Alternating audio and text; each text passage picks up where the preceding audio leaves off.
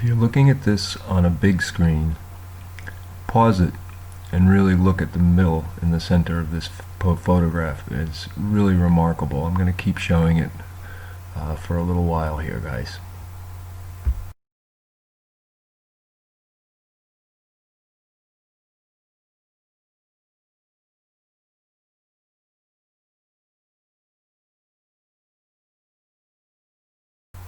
I took a couple of pictures that day. I got closer to that cave, and in the other pictures there was nothing else there. In these other caves that I'm taking pictures of, they're a test to see if I could catch any other weird thing, and I didn't. They were all very typical of the area.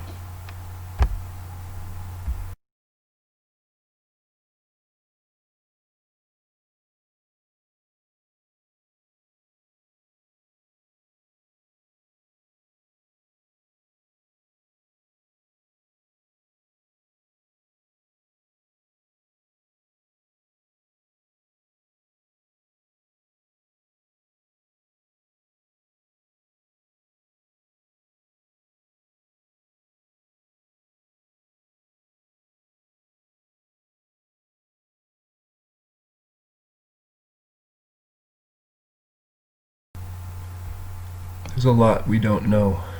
You know, we record things with our devices and we think we have great science and can explain everything, but I think there are a lot of things that we just can't explain, and this captures possibly one of them.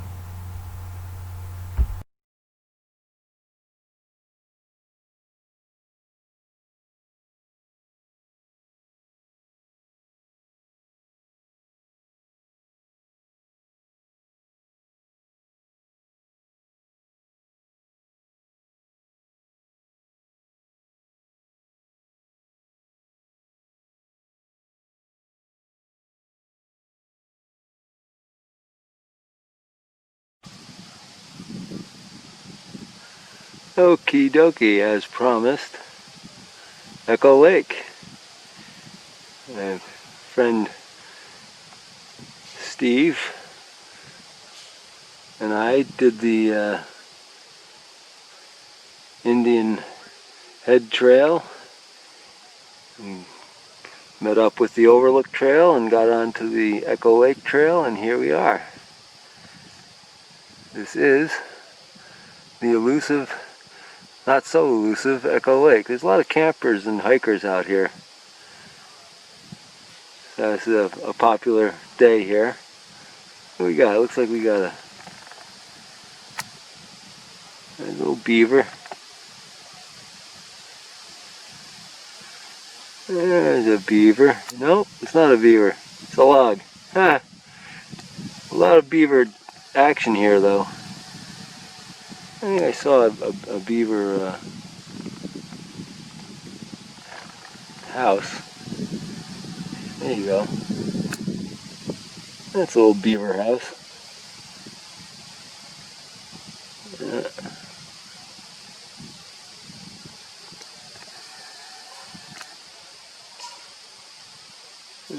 We're in a bowl.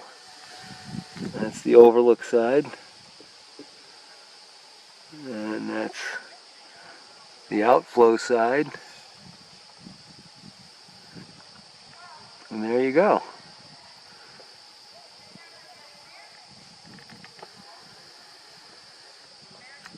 Alright.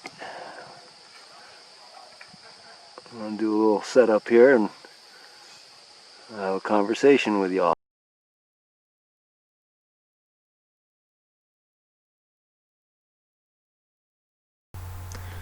Here's a few stills to appreciate the lake a little bit before I get into the thoughts that day. I really appreciated the weather. It was so beautiful, and people were there and they were happy. Lots of happy sounds. Young people hiking and a couple of campers. Really worth the effort to get there. Highly recommend it.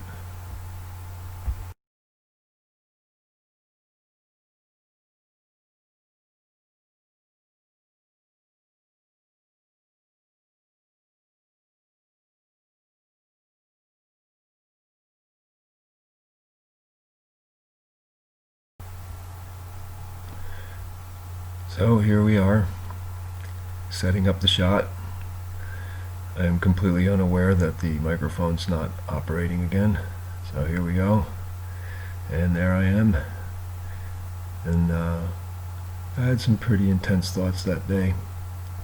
The feeling was the trails themselves are very old. And if you're thinking about it, you can really sense how these ancient trails threaded through these hills. And these, we call them the Catskills, and I'm sure there are other names for them. And they have these trails, the Appalachian National Trail System, Georgia to Maine. Those are all parts and pieces of these greater trail systems that thread through these hills. The Alleghenies, Catskills, Smoky Mountains, Blue Ridge Mountains, Green Mountains, all through the Adirondacks, and all through the hills and mountains of Maine, New Hampshire. So it's an impressive foot trails. And I got to thinking what peoples were on them, and just how old are they. And the idea is under my feet is a lot of history, and we don't have it.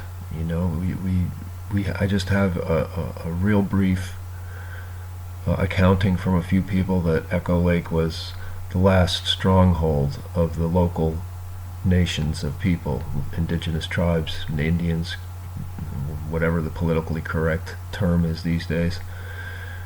And these peoples, knew how to live in their environment and could hold out up here against the pressures that were going down, colonial armies and so on, pressure from the land grabs going on. So it's not a happy thought, and sitting here I was touched by all the young people, a few older hikers, but for the most part they were young people out in the sunshine and talking and laughing and seemingly very respectful of the place, which was very nice. And I have to say that there was no litter or garbage around. A couple of campfires, and that kind of smelled good. It actually evoked a feeling of how important a place this was for whomever it was that was strong holding up there, that was holding their people together up there. And it made me wonder about who the players were, what happened here. And then if you think about how many thousands and thousands of years these trails may be here, these kinds of turf struggles may have played out many times. It's hard, we don't know. And it made me think of human impermanence.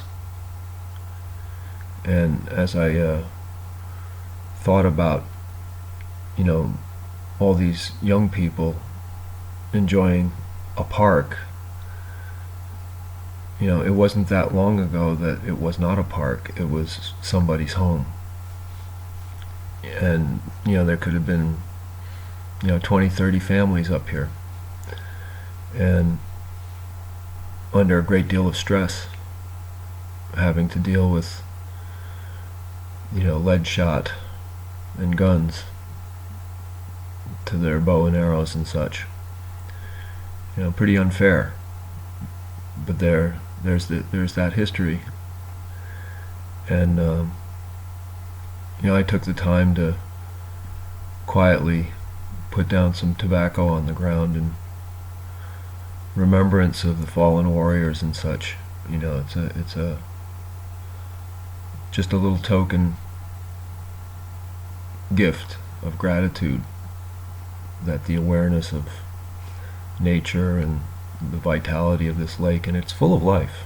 That was another very pleasing thing to see. And the Park Service has a little sign that you can take 3 trout a day that are in greater than 10 inches. And I thought, well, that's a lot of pressure on a small pond. It's really not a big lake at all. It's very intimate little body of water.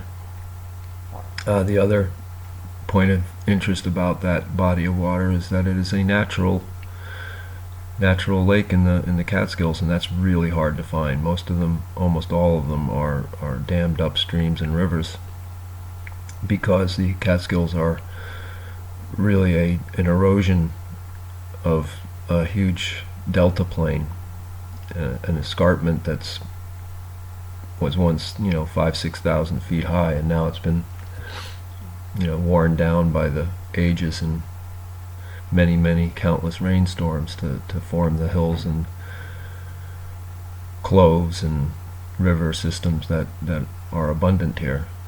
A lot of shale, so the water doesn't stay put. It's not like the Adirondacks or the Berkshires. Very different, very different. And some of my other thoughts were, how simple it was to find it. Once we just pushed forward a little further and saw the well-marked trail. So the trail here to Echo Lake is very well marked, and it's very well worn. I just got buffaloed by this very interesting little trail that took me up to the top of Platkill Mountain, which was actually a really rewarding view, a view I didn't think I'd encounter, and that was all with the little chairs and construction. Somebody spent some hours, maybe a couple of trips, to go up there and play with the rocks that much, of these old really well hewn bluestone pieces from the quarries up there. And let me tell you, the scale of the quarries tell a story as well. I mean, the whole mountain is riddled, and the ridge line is riddled with these quarry mounds, discards, and like I said, some of these are finished stones that just never got delivered. It's just one day they stopped hammering and chiseling and never came back. And that's kind of a strange feeling. The wildlife up there is also different at that altitude.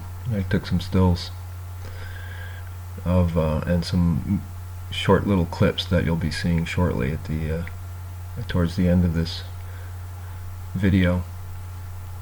But the thought that day was really kind of centered on